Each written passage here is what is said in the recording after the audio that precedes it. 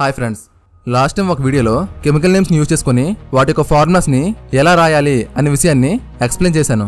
అంటే sodium chloride, sodium bromide, calcium sulphide, aluminium phosphide, sodium sulphide, barium chloride వీటి యొక్క ఫార్ములాస్ని ఎలా రాయాలి అనే విషయాన్ని ఎక్స్ప్లెయిన్ చేశాను. అయితే calcium carbonate, copper sulphate, sodium carbonate, barium nitrite, potassium chlorate ఇవి కూడా కెమికల్ నేమ్సే.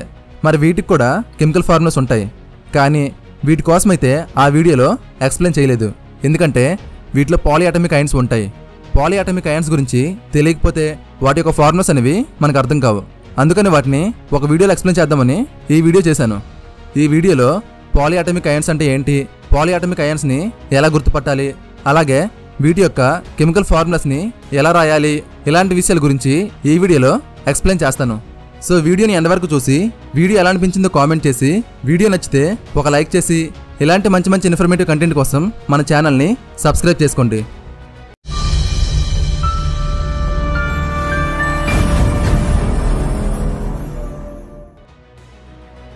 మనం ఒక టాపిక్ కోసం తెలుసుకుంటున్నప్పుడు ఆ టాపిక్ నేమ్లోనే అదంటే ఏంటి అనే విషయం తెలుస్తుంది.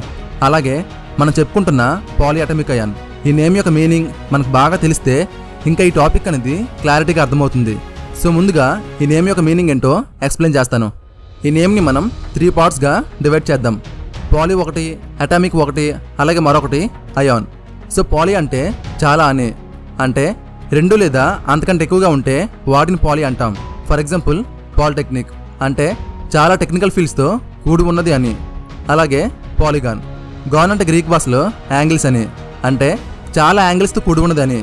ట్రయాంగిల్, స్క్వేర్, పెంటాగాన్, హెక్సాగాన్ వీటన్నిటిలో కూడా 3 లేదా అంతకంటే ఎక్కువ యాంగిల్స్ ఉంటాయి. సో కాబట్టి వీటిని పాలిగాన్ అంటాం.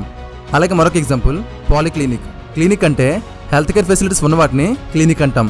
చాలా ఎక్కువ మెడికల్ సర్వీసెస్ ఒకే దగ్గర ఉంటే దాన్ని మనం పాలిక్లినిక్ అంటాం. సో పాలి అంటే 2 లేదా అంతకంటే ఎక్కువ ఉంటే వాటిని మనం పాలి అంటాం. సరే, అటామిక్ అంటే యాటమ్స్ అని. పాలియాటమిక్ అంటే 2 లేదా అంతకంటే ఎక్కువ యాటమ్స్ ఉంటే వాటిని మనం పాలియాటమ్ అంటాం. For example water molecule. ఈ వాటర్ మాలిక్యూల్లో 2 హైడ్రోజన్ యాటమ్స్ అలాగే ఒక ఆక్సిజన్ యాటమ్ ఉంటుంది. అంటే ఒక వాటర్ మాలిక్యూల్లో 2 కంటే ఎక్కువ యాటమ్స్ ఉన్నాయి కాబట్టి వాటర్ మాలిక్యూల్ని మనం పాలియాటమ్ అంటాం. సరే, అయాన్స్ అంటే ఏంటో ఇప్పుడు చూద్దాం. ఒక యాటమ్ని చూస్తే దాంట్లో ప్రోటాన్స్, న్యూట్రాన్స్ అలాగే ఎలక్ట్రాన్స్ ఉంటాయి. అయితే ఒక యాటంలో ప్రోటాన్స్ అలాగే ఎలక్ట్రాన్స్ అనేవి సమానంగా ఉంటాయి. అంటే 2 కూడా ఈక్వల్గా ఉంటాయి. ప్రోటాన్స్ ఎన్ని ఉంటే ఎలక్ట్రాన్స్ కూడా అన్నే ఉంటాయి. అంటే 2 కూడా బ్యాలెన్సే ఉంటాయి. ఒకవేళ ప్రోటాన్స్ అలాగే ఎలక్ట్రాన్స్ అనేవి అన్బ్యాలెన్సే ఉంటే అప్పుడు ఆ యాటమ్ని అయాన్ అంటాం. ఫర్ ఎగ్జాంపుల్ నేను ఒక పొటాషియం యాటమ్ని తీసుకుంటాను. ఈ యాటంలో 19 ప్రోటాన్స్ ఉంటాయి. అంటే ఎలక్ట్రాన్స్ కూడా 19 ఉంటాయి. ఇప్పుడు ఈ యాటమ్ నుండి ఒక ఎలక్ట్రాన్ మిస్ అయింది అనుకుందాం. అంటే 19 కాస్త 18 అవుతాయి. ఇప్పుడు ప్రోటాన్స్ అలాగే ఎలక్ట్రాన్స్ అనేవి అన్బ్యాలెన్స్ అయ్యాయి. అంటే ఇప్పుడు ఈ పొటాషియం అనేది ఒక అయాన్లా కన్వర్ట్ అయింది. సరే, ఒకవేళ ఎలక్ట్రాన్స్ మిస్ కాకుండా ఒక ఎక్స్ట్రా ఎలక్ట్రాన్ ఈ యాటంలో ఉందనుకుందాం. అంటే 19 కాకుండా 20 ఉన్నాయనుకుందాం. సో ఇప్పుడు కూడా ప్రోటాన్స్ అలాగే ఎలక్ట్రాన్స్ అనేవి అన్బ్యాలెన్స్ అయ్యాయి. సో ఇప్పుడు కూడా ఈ పొటాషియం అనేది ఒక అయాన్లా కన్వర్ట్ అవుతుంది. అయితే ప్రోటాన్స్ కంటే ఎలక్ట్రాన్స్ ఎక్కువగా ఉంటే అప్పుడు దాన్ని నెగిటివ్ అయాన్ అంటాం, లేదంటే యానియాన్స్ అంటాం.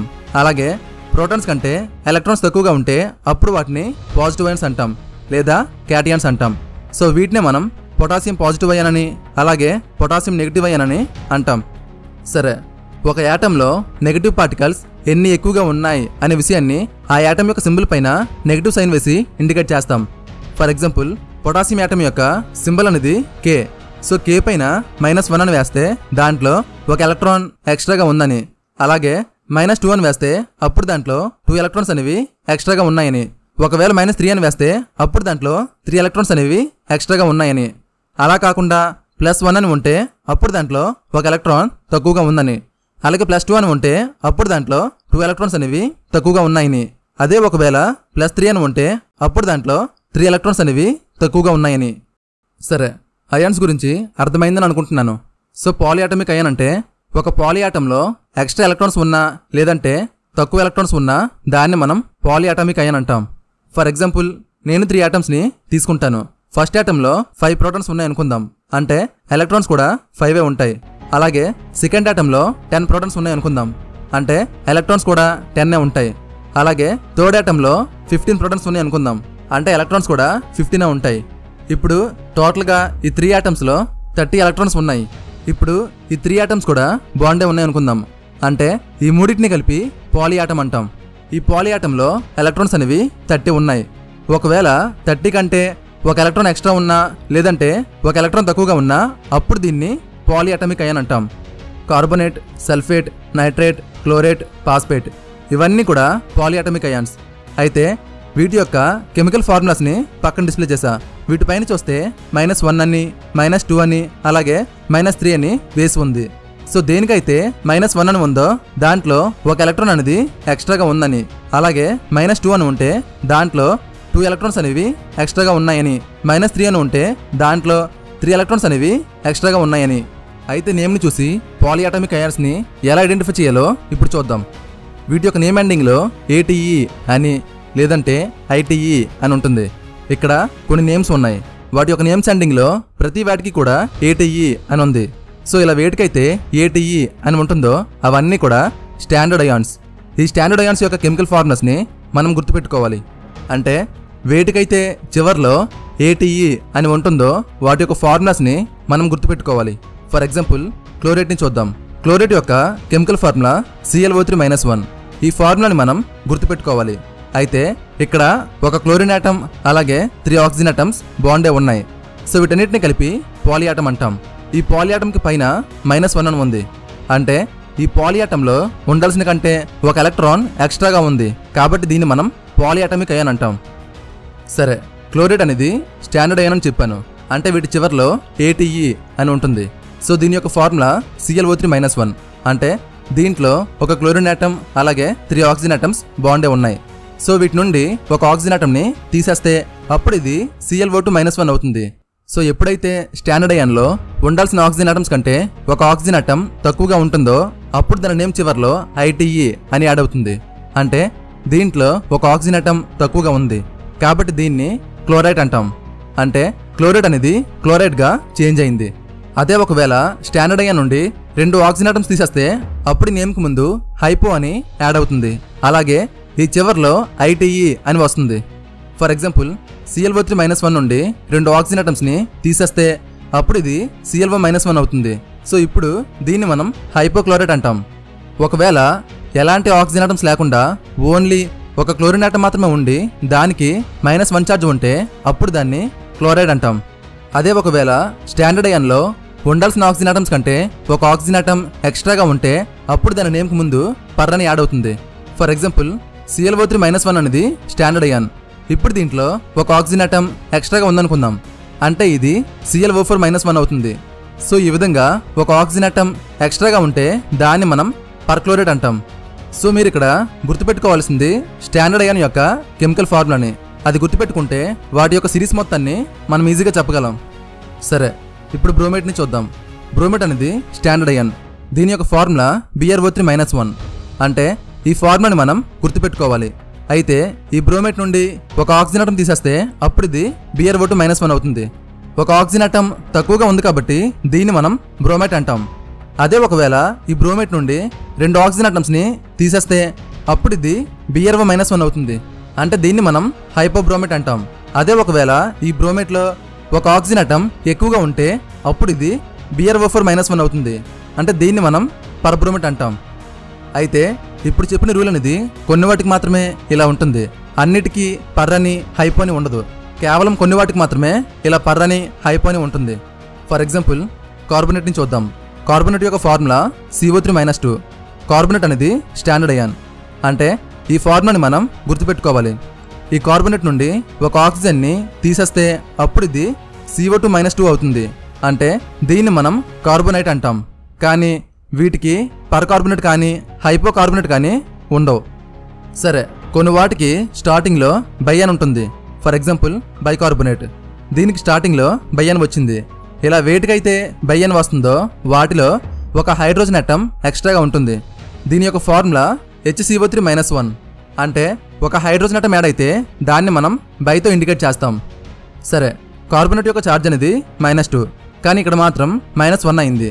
అది ఎందుకంటే హైడ్రోజన్కి +1 ఛార్జ్ ఉంటుంది. ఈ +1 ఛార్జ్ అలాగే ఈ -2 ఛార్జ్ని సాల్వ్ చేస్తే -1 ఛార్జ్ వస్తుంది. సో ఈ కారణం వల్ల దీనికి ఛార్జ్ అనేది -1 వచ్చింది. సరే, ఇప్పుడు సల్ఫేట్ని చూద్దాం. సల్ఫేట్ అనేది స్టాండర్డ్ అయాన్. అలాగే దీని యొక్క ఫార్ములా అనేది SO4-2. దీని నుండి ఒక ఆక్సిజన్ అటమ్ని తీసేస్తే అప్పుడు ఇది SO3-2 అవుతుంది. అలాగే దీన్నే మనం సల్ఫైట్ అంటాం. ఒకవేళ ఎలాంటి ఆక్సిజన్ అటమ్స్ లేకపోతే అప్పుడు దీన్ని మనం సల్ఫైడ్ అంటాం. ఒకవేళ ఈ -2 ఛార్జ్ కూడా లేకపోతే అప్పుడు దీన్ని మనం సల్ఫర్ అంటాం. ఒకవేళ ఈ సల్ఫేట్లో ఒక హైడ్రోజన్ అటమ్ ఉంటే అప్పుడు దీన్ని మనం బైసల్ఫేట్ అంటాం. అలాగే దీని యొక్క ఫార్ములా HSO4-1. సరే, పాలిఅటామిక్ అయాన్స్ యొక్క కెమికల్ ఫార్ములాస్ని డిస్ప్లే చేశాను. అయితే ఇక్కడ కొన్ని వాటిలో 3 ఆక్సిజన్ అటమ్స్ ఉన్నాయి, మరికొన్ని వాటిలో 4 ఆక్సిజన్ అటమ్స్ ఉన్నాయి. అలాగే మరికొన్ని వాటిలో అసలు ఆక్సిజన్ అటమ్స్ లేవు. అయితే కొన్ని వాటిలో 3 ఆక్సిజన్ అటమ్సే ఎందుకు ఉన్నాయి, అలాగే కొన్ని వాటిలో 4 ఎందుకు ఉన్నాయి, అలాగే కొన్ని వాటిలో ఎందుకు లేవు. ఇవన్నీ తెలియాలంటే మనం చాలా డెప్త్గా ప్రతి యాటమ్ కోసం కూడా స్టడీ చేయాలి. అంటే వాటి యొక్క ప్రాపర్టీస్ గురించి, అలాగే ప్రతి యాటంలో ఉన్న యూనిక్ ఫీచర్ గురించి, అలాగే ఎలక్ట్రానిక్ కాన్ఫిగరేషన్ గురించి, అలాగే సబ్సెల్స్ కోసం, ఆర్బిటల్స్ కోసం, వీటన్నిటి కోసం కూడా చాలా డెప్త్గా తెలుసుకోవాలి. అప్పుడే వాటి యొక్క బాండింగ్ అనేది మనకి బాగా అర్థమవుతుంది. సరే, ఇవన్నీ కూడా స్టాండర్డ్ ఫార్ములాస్. ఈ ఫార్ములాస్ గుర్తుకున్నాయంటే ఇంకా ప్రతి కెమికల్ ఈక్వేషన్ని కూడా మనం ఓన్గా రాయగలం. సరే, ఇప్పుడు కాల్షియం కార్బోనేట్ యొక్క కెమికల్ ఫార్ములాని మనం ఓన్గా రాద్దాం. సో ఇప్పుడు చెప్తున్న ఈ టాపిక్ అర్థం కావాలంటే నేను ముందుగా అప్లోడ్ చేసిన కెమికల్ ఫార్ములాస్ వీడియోని మీరు చూడాలి. ఈ నేమ్లో 2 నేమ్స్ ఉన్నాయి. ఒకటి కాల్షియం, మరొకటి కార్బోనేట్. కాల్షియం గ్రూప్ 2లో ఉంటుంది, అంటే దీనికి +2 ఛార్జ్ ఉంటుంది. అలాగే కార్బోనేట్కి -2 ఛార్జ్ ఉంటుంది. ఈ 2 ఛార్జెస్ కూడా బ్యాలెన్సే ఉన్నాయి. కాబట్టి దీని యొక్క ఫార్ములా CaCO3 అని రాసివచ్చు. సరే, ఇప్పుడు కాపర్ సల్ఫేట్ యొక్క ఫార్ములాను చూద్దాం. కాపర్ అనేది 11th గ్రూప్లో ఉంటుంది, అంటే దీనికి +2 ఛార్జ్ ఉంటుంది. అలాగే సల్ఫేట్కి -2 ఛార్జ్ ఉంటుంది. ఇక్కడ కూడా ఛార్జెస్ అనేవి బ్యాలెన్స్ అయ్యాయి, కాబట్టి వీటిని కూడా CuSO4 అని రాసివచ్చు. సరే, ఇప్పుడు సోడియం సల్ఫేట్ యొక్క ఫార్ములాను చూద్దాం. సోడియం గ్రూప్ 1లో ఉంటుంది, అంటే దాని యొక్క ఛార్జ్ అనేది +1. అలాగే సల్ఫేట్ యొక్క ఛార్జ్ అనేది -2. ఈ రెండు కూడా అన్బ్యాలెన్సే ఉన్నాయి. సో ఇప్పుడు వీటిని బ్యాలెన్స్ చేయాలంటే ఇక్కడ తక్కువ ఛార్జ్ దేనికి ఉందో దాన్ని మనం ఫైండ్ చేసి ఆ ఎలిమెంట్ని మరొకసారి తీసుకోవాలి. సోడియంకి తక్కువ ఛార్జ్ ఉంది, అంటే సోడియంని మరొకసారి తీసుకోవాలి. ఒక సోడియంకి +1 ఛార్జ్ ఉంటుంది, అలాగే రెండింటికి +2 ఛార్జ్ ఉంటుంది. ఇక్కడ -2, అలాగే ఇక్కడ +2. సో రెండు కూడా బ్యాలెన్స్ అయ్యాయి. సో ఇప్పుడు దీని యొక్క ఫార్ములాని రాద్దాం. సోడియం అటమ్స్ 2 ఉన్నాయి, కాబట్టి వీటిని N2 అని వేద్దాం. అలాగే సల్ఫేట్ ఒకటే ఉంది, కాబట్టి దీన్ని SO4 అని వేద్దాం. సో దీని యొక్క ఫార్ములా N2SO4. ఇప్పుడు చెప్పిన ఈ ఫార్ములాస్ క్లియర్గా అర్థం కావాలంటే నేను ఇంతకుముందు అప్లోడ్ చేసిన కెమికల్ ఫార్ములాస్ వీడియోని ఒకసారి చూడండి. ఇది ఫ్రెండ్స్ ఇవాల్టి వీడియో. ఈ వీడియో మీకు ఏమాత్రం నచ్చినా ఒక లైక్ చేసి ఛానల్ని సబ్స్క్రైబ్ చేసుకొని ఎక్స్ప్లెనేషన్ నచ్చిందని ఒక కామెంట్ చేయండి.